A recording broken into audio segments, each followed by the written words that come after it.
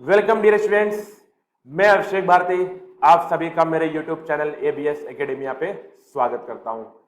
आज मैं आपके सामने SSC जेईई मेंस के प्रीवियस ईयर क्वेश्चंस को लेकर आया हूं, जो कि मैकेनिकल इंजीनियरिंग पेपर में पूछ रखा है। और ये वो क्वेश्चंस है जो पहले पूछ रखे हैं और फ्यूचर में भी आपसे पूछे जा सकते हैं या इनसे रिलेटेड क्वेश्चन पूछे जा सकते हैं। तो लेक्चर को स्टार्ट करने से पहले मैं ये बता दूं कि अगर आप मुझसे जुड़ना चाहते हैं तो मेरे Facebook page ABS academia EDU, मेरे दूसरे फेसबुक पेज अभ्यास एकेडमी MDP को लाइक एंड फॉलो कर सकते हैं और आप शेयर भी कर सकते हैं ताकि ज्यादा से ज्यादा स्टूडेंट्स तक ये पहुंच सके। अगर आप ये वीडियो YouTube पे देख रहे हैं तो मेरे YouTube चैनल ABS एकेडमिया को भी आप सब्सक्राइब कर सकते हैं। वीडियो पसंद आए तो वीडियो को लाइक कर सकते हैं और बहुत ही ज्यादा पसंद आ गया तो अपने फ्रेंड्स के बीच में शेयर कर सकते हैं। तो चलिए बिना लेट किए हुए आज के लेक्चर को स्टार्ट करते हैं। तो देखिए, आज का जो लेक्चर है वो सिंपल स्ट्रेस स्ट्रेन टॉपिक पे बेस्ड है और ये मैकेनिकल का तीसरा वीडियो है, मतलब मैकेनिकल के प्रीवियस ईयर क्वेश्चन का थर्ड पार्ट है जिसमें हम लोग सिंपल स्ट्रेस स्ट्रेन को डिस्कस कर रहे हैं। ये जो लेक्चर है ये टेक्निकल सारे टेक्निकल एग्जाम्स में यूजफुल होगा, जैसे ESE, GATE, SSC JEE, AE या कोई भी एग्जाम जिसमें सॉम के क्वेश्चंस होते हैं, स्ट्रेंथ ऑफ मटेरियल के क्वेश्चन होते हैं, चाहे वो यूनिवर्सिटी एग्जाम हो, कॉलेज के एग्जाम्स हो। ठीक है, तो चलिए देखते हैं आज का पहला प्रश्न। अगर वीडियो पसंद आए तो लाइक जरूर करिएगा, सब्सक्राइब चैनल को कर दीजिएगा। देखते हैं आज का पहला क्वेश्चन, अंत तक बने रहेंगे। चलिए देखिए आज के पहले प्रश्न को। क्वेश्चन में बोल रखा है, in separate experiments Young's modulus and modulus of rigidity of a material have been determined as 120 gigapascal and 50 gigapascal respectively. Calculate the Poisson ratio and bulk modulus of the material. ये question SSC JEE 2014 mechanical paper में 15 marks का पूछ रखा है, जबकि question बहुत ही simple है, direct formula based question है। तो देखिए जो क्वेश्चन में गिवन डेटा है उस गिवन डेटा में क्या दे रखा है, आपको यंग्स मॉडुलस और शियर मॉडुलस या मॉडुलस ऑफ रिजिडिटी का वैल्यू दे रखा है। यंग्स मॉडुलस दे रखा है 120 गीगापास्कल, यंग्स मॉडुलस आपका है 120 गीगापास्कल, और जो शियर मॉडुलस है, मॉडुलस ऑफ रिजिडिटी जिसको G बोलते हैं, वो है आपका 50 गीगापास्कल। दो अननोन कांस्टेंट्स पूछ रखा है आपसे, poison ratio and bulk modulus को कैलकुलेट करने बोला है कि ये कितना होगा। तो डियर स्टूडेंट्स, हमें उस फॉर्मूला को यहां लिखना है जिसमें E, G और म्यू हो, क्योंकि दो टर्म्स नोन होने चाहिए, जो कि E, G नोन है और कोई तीसरा टर्म अननोन है जैसे कि म्यू है। तो E, G, म्यू से मिलता जुलता हमारे पास एक रिलेशन है जो कि होता है E is equal to 2G 1 plus mu. E is equal to 2G 1 plus mu. अब देखिए E और G का वैल्यू मालूम है, यहां वैल्यू पुट कर देंगे। E हो गया आपका 120 is equal to 2 into G, G है 50, तो 2 इंटू 50 कितना हो जाएगा, विच इज 100। ब्रैकेट में आ गया आपका 1 प्लस म्यू। अब देखिए 120 बाई 100, 120 बाई 100 इधर आ गया 120 बाई 100 और ब्रैकेट में आपका आ गया 1 प्लस म्यू। अच्छा, इसी को मैं आगे कैसे लिख सकता हूं, म्यू को इधर रहने दो, -1 को इधर ले जाओ, तो हो सकता है कि ये रिलेशन ऐसा मैं लिखूंगा कि mu is equal to 120 divided by 100 -1। ठीक है, अब देखिए एलसीएम 100 ले लेते हैं, 100 एलसीएम ले लिए, तो ऊपर आ गया 120 आपका और नीचे आ गया आपका 100। ठीक है, तो 20 बाई 100 और 20 बाई 100 आपका होता है 1/5 और 1/5 को हम लिख सकते हैं 0.2। मतलब ये जो आपका पॉइजन रेशियो है ये निकल के आ गया 0.2। तो बहुत ही सिंपल क्वेश्चन है ना। इस फॉर्मूला को अगर पता है आपको कि E, G, म्यू का रिलेशन अगर मालूम है तो बड़े आसानी से इसको कैलकुलेट कर सकते हैं। E और G नोन है, म्यू को कैलकुलेट कर लीजिए। बाकी तो मैथ्स इक्वेशन से मैथ्स को जिस प्रकार से सॉल्व करते हैं, अगर वो आपको पता है तो आंसर आएगा, नहीं पता है तो आंसर नहीं आएगा। तो म्यू हो गया आपका 0.2। ठीक है, पहला पार्ट कंप्लीट। अब आता है बल्क मॉडुलस पे। देखिए बल्क मॉडुलस को कैसे सॉल्व करेंगे। अब देखिए बल्क मॉडुलस E और G का एक रिलेशन है जिसको बोलते हैं E is equal to 9 kg divided by 3K plus G। इससे भी मैं सॉल्व कर सकता हूं, जिसमें हमको E मालूम है, G मालूम है, आपका K निकल के आ जाएगा। ठीक है, सॉल्यूशन तो इससे भी आएगा। या दूसरा तरीका है कि मैं एक और फॉर्मूला यूज कर सकता हूं जिसमें मैं लिखूंगा E is equal to 3K 1 minus 2 mu, क्योंकि देखिए पिछले जो मैंने सॉल्व करा उसमें E तो क्वेश्चन में दे ही रखा है, अब म्यू हमने कैलकुलेट कर लिया तो E म्यू कैलकुलेट हो गया तो K भी यहां से मिल सकता है, आएगा इससे भी आएगा इससे भी, जो भी आपको अच्छा लगे, जो आप कैलकुलेट करना आसानी से कर सकते हो वो आप यूज करोगे। मैं इसको यूज कर रहा हूं, तो देखिए मैं यहां से K को एक तरफ रख दूं तो मैं फॉर्मूला को लिख सकता हूं E divided by 3 into 1 minus 2 mu. E कितना था आपका, E था आपका 120, E आपका दे रखा है 120 divided by 3 into 1 minus 2 mu. अब देखिए म्यू है 0.2, 0.2 इंटू 0.4, तो 1 माइनस 0.4 कितना होगा, 1 माइनस 0.4 0.6, तो 3 इंटू 0.6 तो ये आ जाएगा 120 डिवाइडेड बाई 1.8, 120 डिवाइडेड बाई 1.8। आप इसको सॉल्व कर सकते हो, 66.67 गीगा पास्कल, 66.67 गीगा पास्कल। तो ये बहुत ही आसान सवाल था, डायरेक्ट फॉर्मूला बेस्ड था, फॉर्मूला पे वैल्यूज को पुट करेंगे आंसर आ जाएगा, और इतने के लिए आपको 15 मार्क्स मिल रहे थे। ठीक है, चलिए अगर ये क्वेश्चन समझ में आ गया, लेक्चर अगर अच्छा लग रहा हो, वीडियो को लाइक कर दीजिए, चैनल को सब्सक्राइब कर दीजिए और इस वीडियो को अपने फ्रेंड्स के बीच में शेयर कर दीजिए। चलते हैं हम लोग अपने अगले क्वेश्चन पर। चलिए देखिए आज का क्वेश्चन नंबर 2, क्वेश्चन को रीड करते हैं। अब metallic bar 300 mm into 100 mm into 40 mm is subjected to a force of 5 kilonewton, 6 kilonewton and 4 kilonewton. All are tensile along x, y and z directions respectively. Determine the change in volume of the block.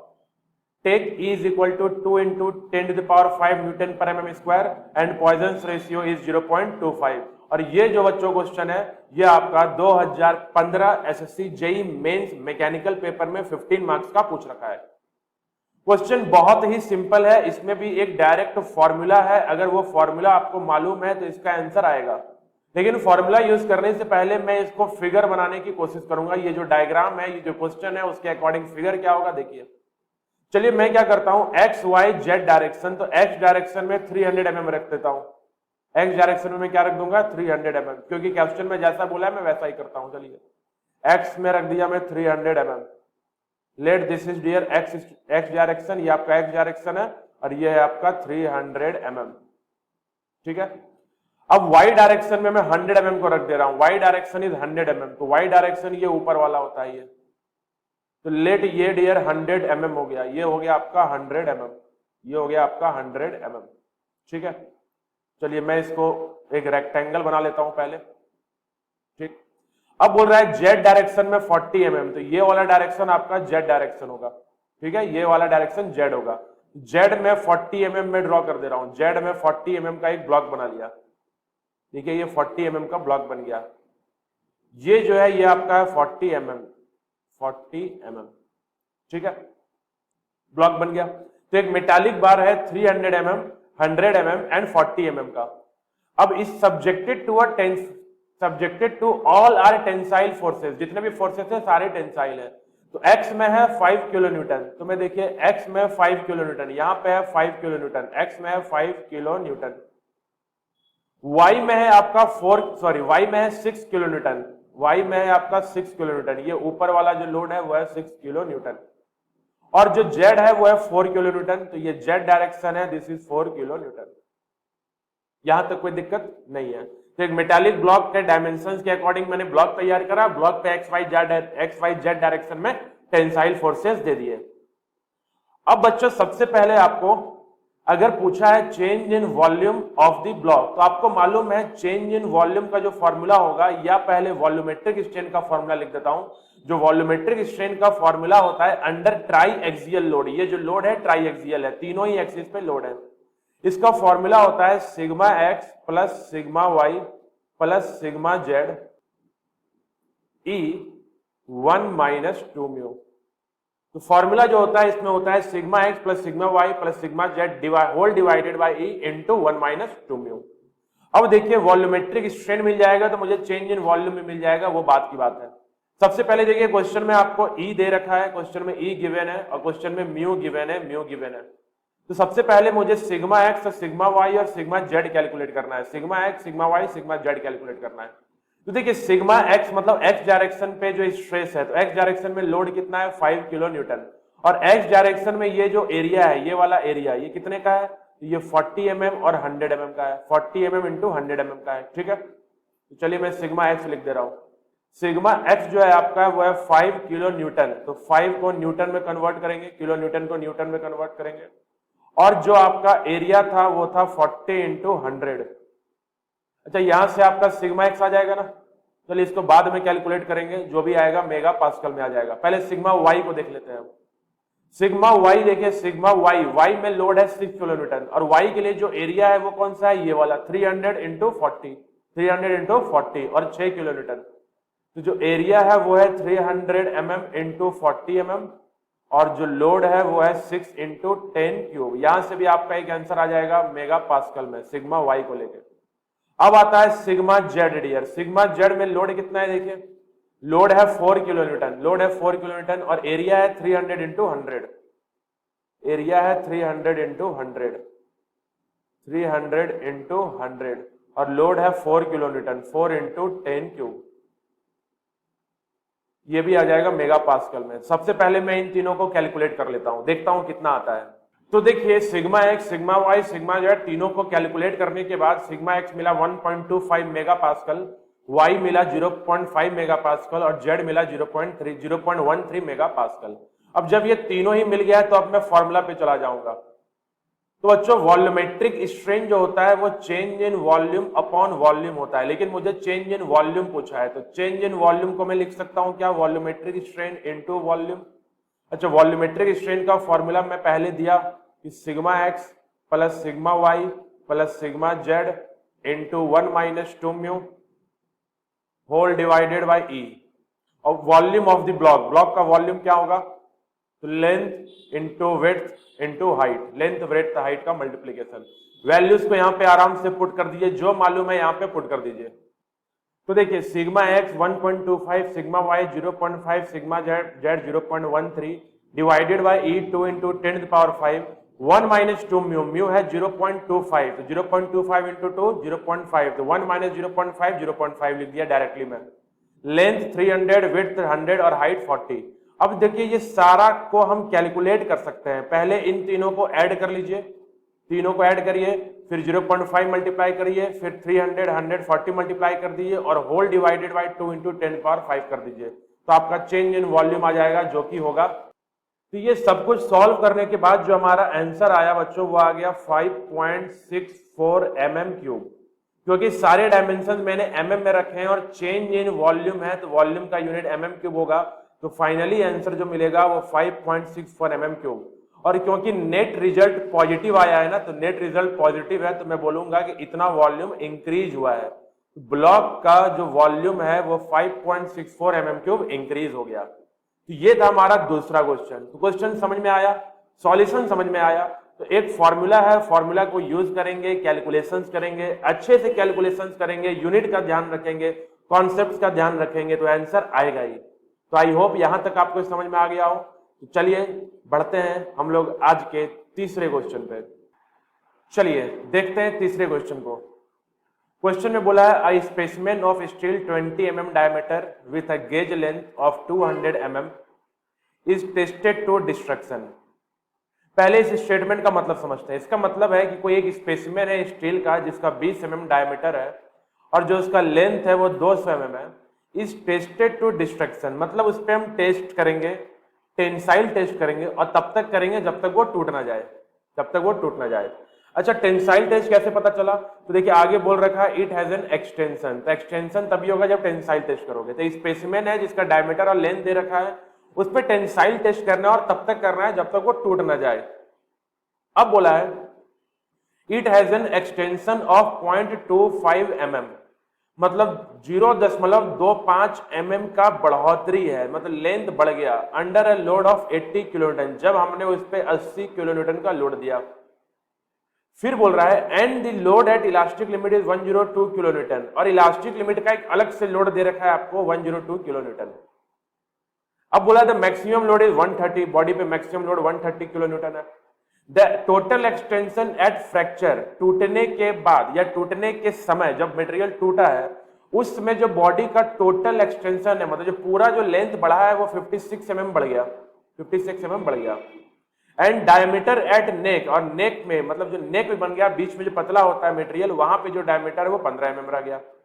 और कुछ terms हैं अलग अलग जो आपको calculate करने बोल रहा है।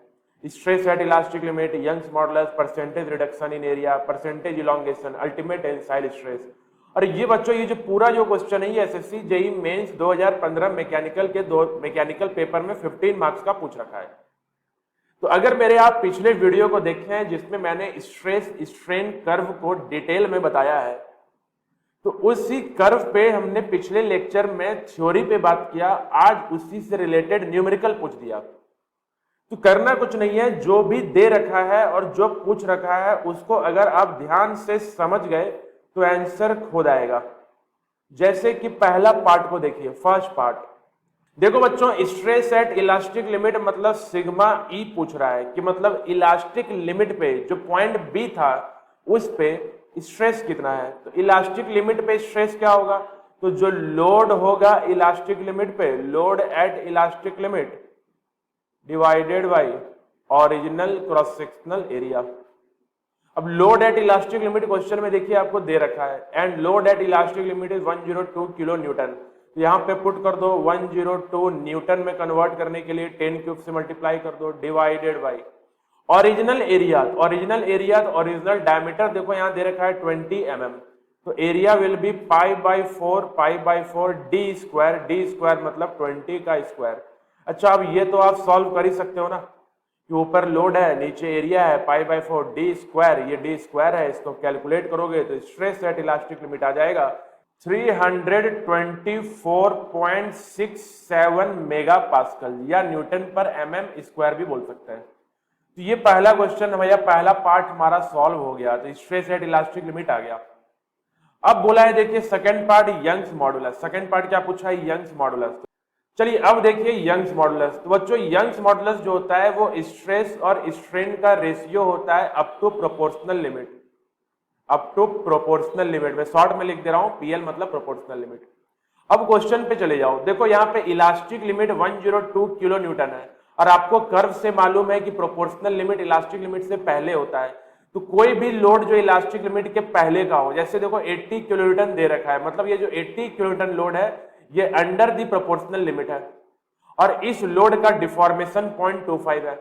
तो आप स्ट्रेस और स्ट्रेन कैलकुलेट कर सकते हो। स्ट्रेस मतलब हो गया लोड अपॉन एरिया, और स्ट्रेन का मतलब हो गया change in length upon original length. अब लोड कितना है, तो लोड 80 किलो न्यूटन। आप गलती से यहाँ 102 नहीं रख देना, क्योंकि 102 इलास्टिक लिमिट का लोड है, और यंग्स मॉडुलस इलास्टिक लिमिट पे वैलिड नहीं होता है। यंग्स मॉडुलस वैलिड होता है अप टू प्रोपोर्शनल लिमिट। तो लोड हो गया 80 into 10 cube divided by area. Area क्या है, ओरिजिनल एरिया। तो देखिए एरिया तो 20 ही है, डायमीटर तो 20 ही है, तो एरिया हम कैलकुलेट कर लेंगे पाई बाई 4 डी स्क्वायर मतलब पाई बाई 4 20 स्क्वायर। तो बच्चों यहां से आपका ऊपर का स्ट्रेस निकल जाएगा लोड बाई एरिया से। अब जब स्ट्रेस आ जाएगा तो उसको डिवाइड कर देना स्ट्रेन से। तो जब लोड 80 किलोन्यूटन का लोड है तो जो डिफॉर्मेशन है वो 0.25 mm का है, डिफॉर्मेशन है 0.25 mm का। और ओरिजिनल लेंथ कितना था देखो, तो गेज लेंथ है 200 mm, 200 mm, तो ओरिजिनल लेंथ है 200 mm, तो यहाँ 200 से डिवाइड कर दो। अच्छा यहाँ को पूरा सॉल्व करोगे तो आंसर आ जाएगा, और आंसर यंग्स मॉडुलस है। तो यंग्स मॉडुलस का जो भी यूनिट होगा वो स्ट्रेस का ही यूनिट होगा, और स्ट्रेस को हमने यहाँ सारे फोर्सेस को न्यूटन में रखा है और डायमेंशंस को mm स्क्वायर में रखा है। मतलब जो आंसर आएगा वो आपका मेगा पास्कल में आ जाएगा। अब आप तो इसको सॉल्व कर ही सकते हैं, इसको सॉल्व कर लीजिए। 203718 मेगा पास्कल। अच्छा गीगा पास्कल में लिखना हो तो 3 डेसिमल पीछे चले जाओगे तो आंसर हो जाएगा 203.718 गीगा पास्कल। अंडरस्टूड, यहां तक समझ में आता है। चलिए तीसरे क्वेश्चन को देखते हैं, पार्ट थर्ड को देखते हैं। थर्ड में बोला है परसेंटेज रिडक्शन इन एरिया। देखो यहाँ क्या पूछ रखा है, percentage reduction in area. Percentage reduction in area का मतलब पहले डायमीटर कितना था बच्चों, 20 था, अब डायमीटर कितना हो गया, तो 15 हो गया, क्योंकि नेक डायमीटर दे रखा है 15। तो 20 का एरिया अलग से निकाल लेंगे, 15 का एरिया अलग से निकाल लेंगे, फिर परसेंटेज रिडक्शन निकाल लेंगे। तो परसेंटेज रिडक्शन थर्ड पार्ट हमको करना है, third part percentage reduction in area, percentage reduction in area. तो जो परसेंटेज रिडक्शन इन एरिया होगा बच्चों वो होगा area final minus area original divided by area original को 100 से मल्टीप्लाई कर देंगे, मतलब final area minus original area bye original area into 100। अब देखिए एरिया में कुछ भी लिखो, पाई बाय 4 ऊपर भी आएगा, पाई बाय 4 नीचे भी आएगा, वो कैंसिल हो जाएगा, तो पाई बाय 4 लिख करके कॉम्प्लेक्स यहां करना नहीं है। फाइनल एरिया कितना है, तो 15 का स्क्वायर, 15 का स्क्वायर मतलब D square minus original area है आपका 20 स्क्वायर होल डिवाइडेड बाई, फिर ओरिजिनल एरिया है 20 स्क्वायर। जब इसको कैलकुलेट कर लोगे फिर 100 से मल्टीप्लाई कर देना, तो यहां से आपका परसेंटेज रिडक्शन आ जाएगा माइनस का 43.75%। माइनस साइन इंडिकेट कर रहा है कि जो एरिया है वो घट गया है, एरिया घटा है, रिडक्शन हुआ है, मतलब रिडक्शन हुआ है। अब बच्चे यहां गलती क्या करते हैं कि परसेंटेज रिडक्शन इन एरिया पूछा है तो वो डायामीटर को कैलकुलेट कर लेता है, मतलब वो क्या करता है 15 माइनस 20 डिवाइडेड बाई 20 इंटू 100 कर देता है। बच्चों ये गलत है, क्योंकि इससे आपका परसेंटेज रिडक्शन इन डाया मिल जाएगा। हमसे परसेंटेज रिडक्शन इन डाया थोड़ी ना पूछा है, हमसे पूछा है परसेंटेज रिडक्शन इन एरिया, तो एरिया कैलकुलेट करेंगे। ठीक है, क्वेश्चन नंबर थर्ड भी समझ में आ गया। इसके चौथे पार्ट को देखते हैं। देखिए चौथे में पार्ट में क्या पूछ रखा है, परसेंटेज इलोंगेशन, परसेंटेज इलोंगेशन मतलब बॉडी का ओरिजिनल लेंथ कितना था बच्चों 200 mm, ओरिजिनल लेंथ था 200 mm। अच्छा जब लोड वोड लगाए तो मैक्सिमम एक्सटेंशन जो टोटल एक्सटेंशन हुआ वो 56 mm हो गया, मतलब ओरिजिनल लेंथ था 200 mm, फाइनल लेंथ हो गया 256 mm। इतना एक्सटेंशन हुआ है तो फाइनल लेंथ हुआ कितना 256 mm, तो परसेंटेज इलोंगेशन निकाल लेंगे। तो चौथे पार्ट को देखिए अब, fourth part percentage elongation, percentage elongation. इसमें क्या करेंगे, तो final length minus original length divided by original length into 100। Final length बच्चों 256 mm, ओरिजिनल लेंथ है 200 mm, whole divided by 200 mm। ये सॉल्व कर लेना, फिर इसको 100 से मल्टीप्लाई कर देना, आंसर आ जाएगा 28%। अच्छा ये जो 28% है ये नेट पॉजिटिव आया है, तो नेट पॉजिटिव आया तो वो रिप्रेजेंट कर रहा है कि ये इंक्रीज है, इसलिए इलोंगेशन है। ठीक है, चलिए पांचवें क्वेश्चन को देखते हैं, पांचवें पार्ट को। पांचवा पार्ट में बोल रहा है डिटरमाइन या calculate ultimate tensile stress, ultimate tensile stress. आपको पता है अल्टीमेट टेंसाइल स्ट्रेस क्या होता है, अगर लास्ट लेक्चर मेरा देखे हो, लास्ट वीडियो इसका देखे हो, सेकंड पार्ट वाला वीडियो देखे हो, तो इसमें मैंने बता रखा था ultimate tensile stress is maximum load bye original area. Maximum load देखिए यहाँ 130 किलोन्यूटन दे रखा है, ओरिजिनल एरिया 20 डाया से निकल जाएगा। तो क्वेश्चन का पांचवा पार्ट भी सॉल्व हो गया। Ultimate tensile stress which is maximum load मतलब 130 का cube 10 cube divided by area which is pi by 4 D square जो कि 20 का स्क्वायर। इसको सॉल्व करोगे आंसर आ जाएगा मेगा पास्कल में, जिसको आप न्यूटन पर एमएम स्क्वायर भी बोलते हो। सॉल्व कर लीजिए, तो इसका आंसर जो आएगा वो होगा 413.8 मेगा पास्कल। ठीक है, तो ये पूरा क्वेश्चन देखिए कंप्लीट हो गया। तो क्वेश्चन में टोटल 5 पार्ट थे, पांचों पार्ट मैंने एक एक करके सॉल्व कर लिया। मुझे नहीं लगता है कि अब कुछ यहाँ पे आपको एक्स्ट्रा कुछ बताने की जरूरत है, जितना कुछ समझाना था सब कुछ मैं इन तीनों क्वेश्चन से रिलेटेड समझा दिया हूं। तो आई होप ये लेक्चर आपको अच्छा लगा हो। वीडियो को जरूर से जरूर लाइक कर दीजिए, चैनल को सब्सक्राइब कर दीजिए और अपने फ्रेंड्स के बीच में शेयर कर दीजिए। तब तक के लिए थैंक यू वेरी मच।